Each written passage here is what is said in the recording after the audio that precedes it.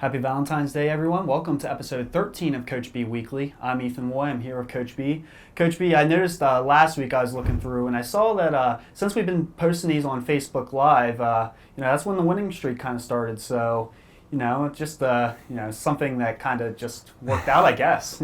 Yeah, sometimes, things come together at certain times, and, we've been doing a great job of just taking one day at a time, and the excitement around the program has been outstanding. And the players have really appreciated the routines that we have right now, and that they're confident going into practice every day that they know if they give 100%, it's going to only benefit them when they go into the game and go to battle. So, things are going well right now as far as our culture of our team is really going forward with the pillars that we have set in place. Mm-hmm. And, we have a great servanthood going on right now. Yeah. Players always out there looking to serve each other.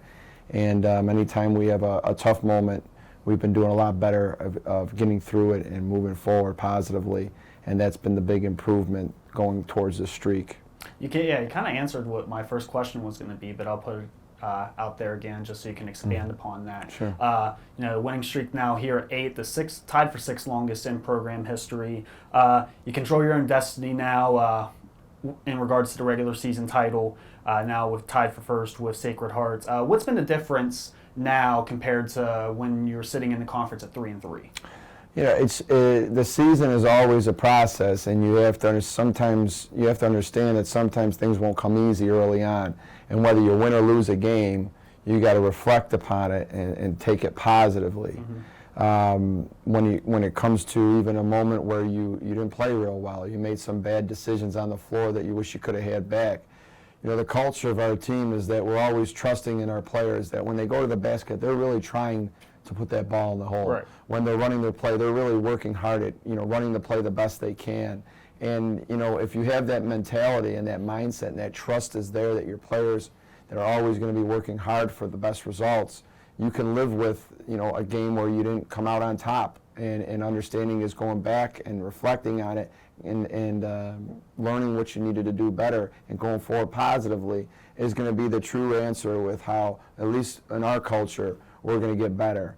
And it's always nice to start off undefeated and come out swinging and all that, but teams are built differently, and some years you may have a little bit of a rougher start and you may stay with it longer where the start is continuing on to be rough, but you got to keep staying positive and realize after you play a game there might be sorrow and you might weep, but the next morning there's going to be joy. Yeah, the sun's always going to come out tomorrow. That's right. Now we'll break down each game here, starting with Wagner. Wagner, despite the record of being a dangerous team, obviously St. Francis, you saw that last night. Had a 74-41 victory against them on Saturday. It was senior day. All three seniors, Janae Brown, Rebecca Navarro, and Nikki Stammelamprou, all played pretty well, and seeing the manage their emotions regarding senior day well. Yeah, it's a tough day sometimes. Mm-hmm. It's not just tough for the players, too. It's tough for the coaches. Oh, yeah. Watching them walk down that tunnel of players to come forward with their families or their friends, it is tough to come see that and then come back right away and play. Right.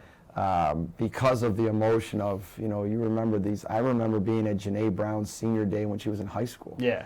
And I was talking to her parents about that, and they were shocked that I remembered very detailed things about that day when it was her senior day in high school. But as a coach, when you really have that relationship and you're really vested into your players' lives, you remember those moments. And when it's happening now at the college level where you've had them for 4 years, boy, time does seem to fly by fast. So we all got to get back after that great ceremony and all that, emotional, wow, how time flies. And, taking those pictures and, the players getting their plaques with the progression of all their pictures from their freshman year on. Their different hairstyles. Different looks, different hairstyles, growing up, just, just developing as people. You could see it in their faces and everything. A lot of times, you see someone really change over the course of 4 years, and, it's just an emotional time, so you got to be able to snap out of it and then go out and play the game. So special day, you got to know how to handle it. My experience of being through it so many times, I really helped the players, telling them the things that they have to mentally think about to get themselves back in a mode to play. I was really proud of them how they did that after such an emotional start to the game. Mm-hmm. Now, last night came away with another victory against Mount St. Mary's, 70-58. The team offensively shot the ball really well, 51% from the field. What went into that kind of offensive efficiency? Well, the start of the game, we were kind of back and forth early on. We got a little bit of a lead, and then, we were just seesawing a little bit then with the score where the game was close and the game was, we get a little bit ahead, and then they couple buckets in a row, and then, so they were battling us early, and I give them the credit for that, coming out on the road and battling early. We were able to push ahead at the end of the half there by, really starting to find our rhythm and just keep pushing hard and defending, and that's how we built that lead. It was defending and getting our energy up and setting the tone through our defense. And then some shots had fallen, and we made some great plays, and we got some nice play from Nneka inside. 12 of her 16 points came in that second quarter. Yes, and she was really getting it going, and we really did some things to bother them in the defensive schemes that they were playing at that time. And I think that's what really set the tone and took control of the game, is that run before the half, only in the third quarter to extend it a little bit more. So, I think that we did a good job of really going out there and not, getting frustrated again with situations of some bad moments and things not coming easy for us. And that ultimately led us to continue on and just keep getting a little bit better as the game went on. Right. Now, this weekend, I feel Janae Brown had a really good weekend. She's had a really good season. She had 14 assists to 5 turnovers this weekend. She leads the NEC in assist-to-turnover ratio at 1.52, and she hasn't missed a game in her career. 2 more games will make her the all-time leader in program history. How steady of a presence has she been in her career, and how much has she stepped up as a leader this year? Janae was somebody that we had to really, talk to before the season about going from her junior to senior year and becoming more of a leader. Janae, when she came in, had a lot of qualities, but one quality that she really needed to work on was her leadership and her vocal ability to lead the team, be vocal and get people organized and demand a huddle and things like that. And, she's come some ways with that. We still obviously have to, when someone has to change something that they really don't naturally do, it takes a lot of grinding and a lot of perseverance, and we've been staying after that a lot, and I noticed the times that she does do that well. She a lot of times would want to lead with just her play. She also needed to lead with her voice more. So, going back to all the way in freshman year, she did some great things for us right away. We won a conference championship her freshman year. She started in the game that we played in the conference tournament in the championship game, and she hit that, I believe, the first. I know she hit the first basket. She might have had the first couple baskets. I know she set the tone early. So, I go all the way back to that her freshman year and saw how she stepped up and rose to the occasion early on in her career, and she's been a steady player for us since. Obviously, things you always got to work on and stuff, but at the end of the day, this senior year, she's really had the best year that she's had so far, and she's been a consistent, point guard for us so far this year, and that's something that we really needed out of her, and she has a lot to do with what's going on. Yeah, it seems like she's peaking at the right time. Definitely. Now, I posed a question out there on Twitter to see if anyone wanted to ask any questions for today. I got one about. One viewer asked, what is your best or favorite memory of RMU so far? Now, you've been here a while. This is obviously your first year as a head coach, 14th season now at RMU, so it has to be a good story here that kind of stands out above the rest. Okay, we're going all the way, the whole time here? The whole time here, yeah. Okay, man, at first, there was so many early on, I would say, well, you always remember the biggest moment, the first big moment, and I would even go all the way back to our first year with our first recruiting class, our second season as a coaching staff here. We had just, transformed this program that year from a team. When we first came here, we were the worst RPI in the country. That 3-year stretch before, there was 7 wins over 3 years. Yes, 7 wins over 3 years. The year before we got here, they won 1 game in double overtime at home. That was her only win. And, we had a tall order ahead of us. Nobody thought that this program can be turned around because of the efforts of the previous coaches. Right. And it just continued to struggle so tough. So, when we came in here, we really had to change a lot. We had to change the culture and the way that, that we were perceived, and we had to go out there and recruit. I will go back to, Suhaiti Monsack being on the phone with me after I had worked so hard to get her to feel like this was the place that she could come and be, a great player, and really be somebody that went to a program and understood the experience of being the kind of player she would be if she came here. Right. And that was a hard thing to sell because of the challenges our program had, that if I'm on the phone with a player giving her my heart and soul about, what we're going to do here and how much we're going to push to be this team that we're visioning. Right. She had to believe in us without any history of seeing that in the recent years. Right. I mean, we're talking recent years. Yeah. That was tough, and I put a lot of faith in her, and that she believed in us when it came down to making that phone call. When she was on the phone that day with me, I remember she was on a speakerphone and I was on a speakerphone, so that's always tough, 'cause, right. You're yelling into the speakerphone, you got other people in the room, and she had other people in the room. And I didn't know if she was coming or not, because she had visited us first. Yeah, and we mentioned in a previous episode, Oklahoma State and who's Auburn. Auburn, that's right, SEC. All three official visits. She visited us first, so there was a lot of waiting for her to go on those two other visits.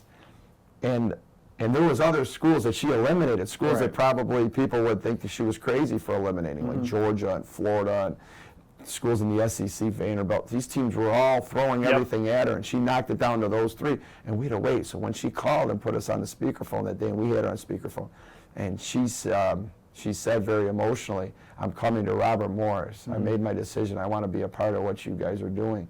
I would say that always stays with me because of that changed everything. That changed everything. We had some other players that committed to us that year and signed with us. Yeah. Deshina Perry was an amazing player that signed with us that year, that came from Wisconsin originally, and she was our point guard that year. She was another great player for us, but Monsack was the first one to call up, and we had other players that joined on, and Tess Cooley, LaShayla Dawson, they were part of that whole thing also.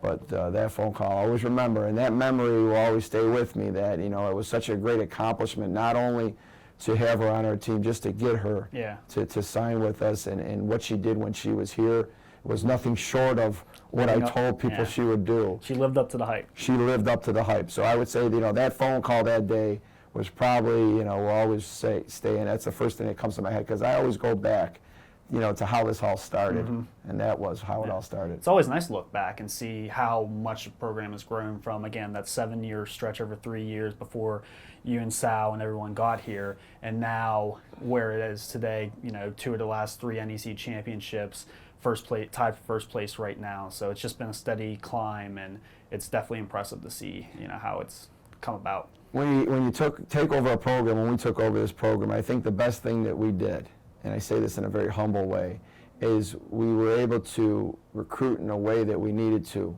go out and to change the culture of things. Suhaiti Monsack was originally from the Dominican Republic, and she was a kid that needed a lot of help with the language when she got here, and we did a lot of things to take care of that. We had an interpreter that sat on our bench with us and stuff, so that way when we were getting a little technical with her about the game, and that he could translate to her and stuff like that. So again, going back to those memories, at the time they were stressful, but they're so great now, and it's all joy since, like I said, all these years that we've gone through these grinds. We've had a lot of players come through here, and I can list them for hours, that really meant a lot to this program and did a great job of doing what they set out to do. Just going back and thinking about it, that memory was awesome. Now, getting back to present day here, you have your last regular season road trip this weekend against Central Connecticut and Bryant, two teams that are in the middle of the pack, fourth and fifth place in the conference. Obviously road tests are tough. Central in particular, I think they only have 2 road wins compared to 7 home wins this season, so they're a tough team at home. How do you come away with 2 wins and make this winning streak up to 10? Well, the first thing you got to do is take care one at a time. And Saturday is our next game. Yep. That's our only focus is on our team in Central Connecticut State. That's it. Anything else would be a distraction. Right. And that's our routine. So knowing going out there is going to be difficult. Knowing that that they've been very competitive from the beginning of this season. I know they got off to a real hot start. They were in first place for the first month and a half of the season. Yep. So we had to make sure that we did a good job of working hard at focusing on our next game, and that's been a lot to do with what we do, and they're our next game. So expecting, a very tough battle. Anytime you go on the road is always tough, especially when you get to this time of year. Our routines and the way we do things are going to mean a lot for us because of, the fact that we got to go out and travel all the way out to Connecticut and Right. New York and Rhode Island and places like that. Going out there consistently like we have to every other weekend, that's a grind. And, our healthy routines are going to be the things that really help us get through this now. So, we're expecting a hard-fought battle, and we do everything we can to go out there and just continue to just get a little bit better and just be ready to go to battle now. And, we've gone on the road so far this year, and we've done a pretty good job of that, and we just got to continue to build off that. All right. Well, again, thank you for joining me, and good luck this weekend. I appreciate it.